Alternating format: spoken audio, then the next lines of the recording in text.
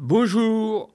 Alors aujourd'hui je vous parle et je vous fais surtout un survol des produits qui ont été annoncés le lundi 9 septembre 2024, donc les produits Apple. Aujourd'hui je vous parle des 4 produits annoncés. Il y a eu 4 produits Apple plutôt intéressants, enfin presque, certains plus intéressants que d'autres. Tout d'abord de l'Apple Watch. Donc l'Apple Watch, elle est plutôt intéressante puisqu'elle est affinée. Elle est 1 mm plus fine que la précédente. Elle a un écran plus grand. Il n'y a plus de bords où il en reste très peu. Un écran beaucoup plus grand. La taille de la montre est à partir de 42 mm. La plus grande est de 45 mm.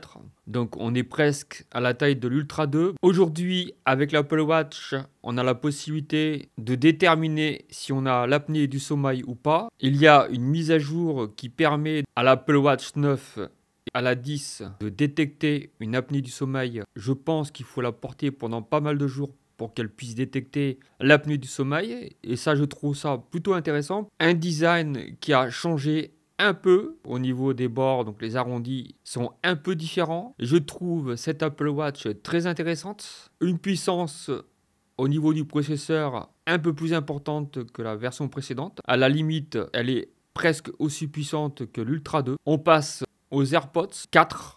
Il n'y a plus d'AirPods 3, donc c'est les AirPods 4. Et les AirPods 4 ont une nouvelle fonctionnalité, la réduction de bruit active. Les AirPods 4, aujourd'hui, on a deux choix possibles. Les AirPods 4 sans réduction de bruit à 149 € et les AirPods 4 avec réduction de bruit à 199 €. Évidemment que le son n'est pas le même que les AirPods Pro, ce qui est logique puisque les AirPods Pro sont pratiquement à 300 € comparé aux AirPods 4. Une amélioration du son par rapport aux AirPods 3. Alors la réduction de bruit sur ces AirPods 4, ils ne seront pas aussi efficaces que sur les AirPods Pro, puisqu'il n'y a pas de caoutchouc, donc ça n'isole pas totalement du bruit de l'extérieur. Forcément, la réduction de bruit sera moins importante. Ensuite, une nouvelle qui est moins intéressante, donc c'est les AirPods Pro Max. Pas beaucoup de changements sur ces AirPods Pro Max. Simplement une couleur supplémentaire,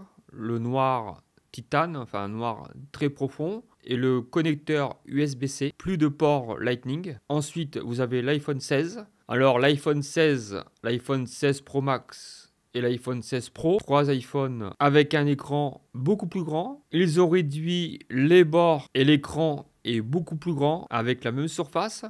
Apparaît en dessous du bouton arrêt. Quand vous avez l'iPhone devant vous, le bouton qui se trouve à votre droite, il va y avoir un bouton juste en dessous et ce bouton va permettre d'utiliser l'appareil photo. Si vous faites un clic, il va faire un focus sur l'image et quand vous rempliez dessus, il va prendre la photo. Donc comme un appareil photo. Ensuite, il y a le glisser sur ce bouton qui vous permettra d'avoir différentes fonctionnalités pour accéder à plusieurs paramètres de l'appareil photo. Des nouveautés au niveau des capteurs de l'appareil photo. Un capteur grand angle de 48 millions de pixels. J'ai terminé avec cette vidéo. Si ça vous a plu, vous pouvez laisser un petit pouce vers le haut. N'hésitez pas à vous abonner. Et donc je vous dis à très bientôt pour une autre vidéo.